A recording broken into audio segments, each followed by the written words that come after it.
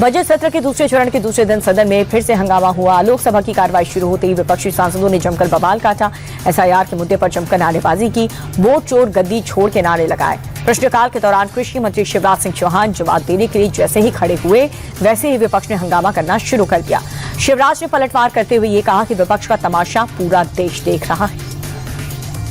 AI summit में youth Congress के कार्यकर्ताओं ने शर्टलेस प्रदर्शन किया। बीजेपी आरोप लगाती थी कि प्रोटेस्ट की प्लानिंग राहुल गांधी के घर पर हुई थी। अब राहुल ने एक बयान देकर के इन आरोपों को कुछ हद तक साबित भी कर दिया।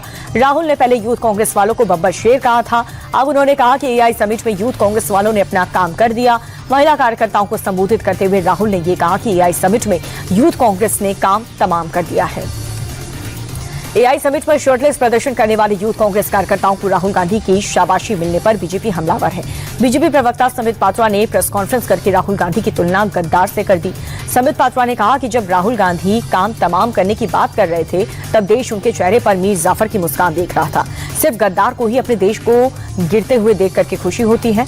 अब ये साबित हो गया है कि राहुल गांधी भी भारत को अपमानित और बदनाम करने की योजना के आर्किटेक्चर, योजनाकार और उसके कर्ता धर्ता थे।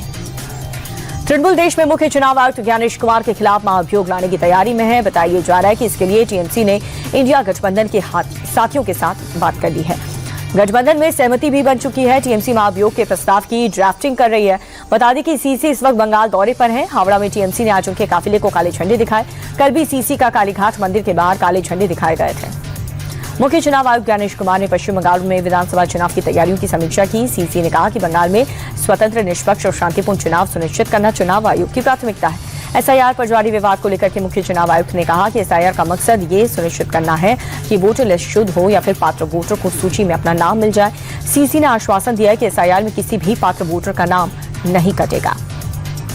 युद्ध के 11वें दिन भी ईरान पर अमेरिका और इजरायल के ताबड़तोड़ हमले जारी हैं। चारों तरफ से बमबारी हो रही है। तेहरान में इजरायल ने न्यूक्लियर लैब पर अटैक किया। करज में अमेरिका ने भीषण बमबारी की। यूएस फोर्स ने तेहरान में एक नए तरह के बम से अटैक किया। बमबारी के बाद आसमान में नीली रोशनी निकली। रात में दिन जैसा मंजर नजर आया। उधर इजरायल लेबनान में हिजबुल्लाह के ठिकानों पर भी लगातार हमले कर रहा है। युद्ध में ईरान भी पीछे हटने को तैयार नहीं है। इजरायल समेत खाड़ी देशों में अमेरिकी ठिकानों पर लगातार मिसाइलों से हमला कर रहा है। ईरानी फोर्स ने इजरायल पर क्लस्टर वॉरहेड मिसाइल से अटैक किया। रामल्ला इजरायली फोर्स के ठिकानों को भी निशाना बनाया गया। तेल अवीव में ईरान लगातार मिसाइलें दाग रहा है। कतर, कुवैत, बहरीन में अमेरिकी ठिकानों पर ईरान लगातार निशाना बना रहा है। बहरीन में उस होटल में भी ईरान ने अटैक कर दिया जिसमें अमेरिकी अधिकारी ठहरे हुए थे। जंग के बीच ईरान ने अमेरिका को चेतावनी दी है। आईआरजीसी की तरफ से कहा गया कि अब ईरान 1 टन से ज्यादा वॉरहेड वाली मिसाइलों का इस्तेमाल करेगा। ईरान ने कहा कि दुश्मनों को पूरी तरह से खत्म किया जाएगा। बता दें कि अब तक 1 टन से कम वॉरहेड की मिसाइलों ने इजरायल में काफी नुकसान किया। एक्सपर्ट का मानना यह है कि अगर ऐसा हुआ तो इजरायल में भारी नुकसान हो सकता है और तबाही का स्तर और भी ज्यादा बढ़ सकता है। ग्लोबल मार्केट में तेल की कीमतों में गिरावट देखने को मिल रही है। मंगलवार को एशिया में ब्रेंट क्रूड ऑयल की कीमतें 8.5% गिर गई, जिसके बाद प्रति बैरल की कीमत $92.50 पर आ गई।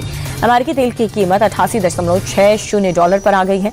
अमेरिकी राष्ट्रपति डोनाल्ड ट्रंप के युद्ध को जल्द खत्म करने वाले बयान के बाद से कीमतों में गिरावट दर्ज की गई। पिछले कई दिनों से कच्चे तेल की कीमत आसमान छू रही है। मिडिल ईस्ट में तनाव का असर तेल पर दिखाई दे रहा है।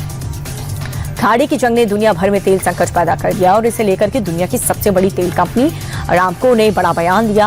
अरामको का कहना है कि अगर ये युद्ध ऐसे ही जारी रहा तो इससे कई देश तेल के लिए तरस जाएंगे। स्ट्रेट ऑफ हॉर्मुज के बंद रहने से बड़ा तेल संकट भी आ सकता है। दुनिया भर में तेल की किल्लत जारी है, लेकिन भारत के पास फिलहाल पर्याप्त स्टॉक पड़ा हुआ है। स्ट्रेट ऑफ हॉर्मुज के अलावा बाकी सोर्सेज से 70% तेल मंगाया जा रहा है। सरकार ने पहले ही साफ कर दिया कि फिलहाल पेट्रोल डीजल के दाम नहीं बढ़ेंगे। रही बात एलपीजी की, तो बुकिंग टाइम्स बढ़ाने के साथ आउटपुट को भी 10% बढ़ा दिया गया। कमेटी के जरिए शॉर्टेज की निगरानी हो रही है। सरकारी सूत्र इस बात की पुष्टि कर रहे हैं। देश में बढ़ते कमर्शियल गैस संकट के बीच पीएम मोदी ने पेट्रोलियम मंत्री हरदीप सिंह पुरी के साथ बैठक की। हरदीप पुरी ने प्रधानमंत्री मोदी को मौजूदा हालात की पूरी इंफॉर्मेशन दी। बैठक में विदेश मंत्री एस जयशंकर भी मौजूद रहे। बता दें कि मिडिल ईस्ट में जारी जंग के चलते दुनिया भर में तेल और गैस आपूर्ति प्रभावित हुई है, जिसका असर भारत में भी पड़ा है। देश में बड़े शहरों पर कमर्शियल गैस सिलेंडर की किल्लत हो गई, जिसका सीधा असर अब होटल और रेस्टोरेंट इंडस्ट्री पर पड़ रहा है। अमेरिका, इजरायल और ईरान के बीच छिड़ी जंग का असर भारत में तेल और गैस आपूर्ति पर पड़ रहा है। कमर्शियल गैस की भारी किल्लत हो रही है। इस बीच घरेलू की गैस की आपूर्ति सुनिश्चित करने के लिए सरकार ने आपातकालीन प्रावधानों के तहत एसेंशियल कमोडिटीज एक्ट लागू कर दिया। सरकार ने प्राकृतिक गैस की आपूर्ति को प्राथमिक सेक्टर्स के हिसाब से निर्धारित करने के आदेश दिए ताकि घरेलू और आवश्यक क्षेत्रों को पर्याप्त मात्रा में गैस लीक और संकट के प्रभाव को कम किया जा सके।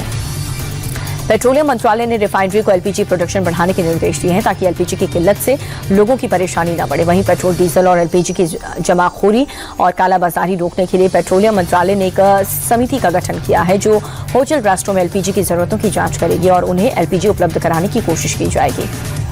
तेल और गैस संकट को लेकर के विपक्ष ने सरकार पर सवाल उठाना शुरू कर दिया। समाजवादी पार्टी के सांसद रामगोपाल यादव ने साफ कह दिया है कि सरकार स्टॉक को लेकर के देश की जनता को गुमराह करेगी। सरकार की नीतियों से देश को नुकसान हो रहा है। वहीं जेएमएम सांसद महुआ माझी ने रांची में पेट्रोल पंप से लेकर के गैस एजेंसियों में लंबी कतार देखने को मिल रही है। सरकार को अपनी नीति स्पष्ट करनी चाहिए। मिडिल ईस्ट में चल रही जंग का असर देश में दिखने को लगा है। देश के बड़े शहरों में कमर्शियल सिलेंडर की किल्लत हो गई। मुंबई से लेकर के बेंगलुरु तक होटल, रेस्टोरेंट मालिक परेशान है। गैस सप्लाई न होने की वजह से रेस्टोरेंट बंद हैं या फिर बंद होने जा रहे हैं। आर्थिक राजधानी मुंबई में भी सप्लाई कम हो चुकी है। होटल मालिक एसोसिएशन के मुताबिक मुंबई में 20% होटल बंद हो गए। कुछ दिन तक ऐसी स्थिति बनी रही तो 4 से 5 हजार होटल आने वाले दिनों में बंद हो सकते हैं। गुजरात के नाडियाद में शराब माफियाओं के खिलाफ एक बड़ी कार्रवाई की जा रही है। ऑपरेशन बुलडोजर के तहत 1 करोड़ 21 लाख रुपए की विदेशी शराब को नष्ट कर दिया गया। कोर्ट के आदेश अनुसार पुलिस ने 42,000 से ज्यादा शराब की बोतलें बुलडोजर चलाकर के नष्ट की। बता दें कि गुजरात एक ड्राई स्टेट है, यानी कि यहाँ पर शराब बंदी लागू है। बीते 4 साल में नाडियाद डिवीजन में प्रशासन ने 20 करोड़ से ज्यादा की शराब को नष्ट कर दिया है। सीएम योगी आदित्यनाथ की मां पर अभद्र टिप्पणी को लेकर के मौलाना सलीम की टेंशन बढ़ गई है। मौलाना सलीम के खिलाफ यूपी के 83 थानों में एफआईआर दर्ज हुई। पूरे यूपी में मौलाना के बयान के खिलाफ आक्रोश है। लखनऊ, अलीगढ़, बलरामपुर समेत कई शहरों में प्रदर्शन किया गया। आरोपी मौलाना की जल्द से जल्द गिरफ्तारी की मांग की जा रही है। हिंदू संगठन की ओर से कल पुतला दहन भी किया गया था। दिल्ली के तरुण मर्डर केस पर ओवैसी की पार्टी का शर्मनाक बयान सामने आया। दिल्ली एआईएमआईएम के अध्यक्ष शोएब जमाई ने कहा कि सेल्फ डिफेंस में तरुण का मर्डर हो गया है। शोएब जमाई ने कहा कि मुस्लिम महिलाओं के साथ छेड़छाड़ हुई। तरुण जिम से लड़कों को साथ लेकर मारपीट करने पहुंचा था और इसी दौरान खुद को बचाव में तरुण की दुर्भाग्यपूर्ण हत्या हो गई। बता दें कि उत्तम नगर में होली के रात तरुण की हत्या कर दी गई। मुस्लिम पक्ष के 18 से 20 लोगों ने लाठी, डंडे, ईंट, सरिया से उसे बेरहमी से पीटा था। आउटर नॉर्थ दिल्ली में देर रात पुलिस और बदमाशों के बीच मुठभेड़ हो गई। एनकाउंटर के पुलिस ने बवाना हत्याकांड के 2 आरोपी मोहम्मद इरफान और ईश्वर पांडे को धर दबोचा। मुठभेड़ में दोनों आरोपियों के पैर में गोली लगी। घायल अवस्था में दोनों को अस्पताल में भर्ती करवा दिया गया। आरोपियों ने पुलिस पर गोलीबारी करके भागने की कोशिश की थी। जवाब में पुलिस ने फायरिंग की, जिसमें बदमाशों के पैर में गोली लगी। दोनों तरफ से करीब 11 से 12 राउंड गोलियां चली।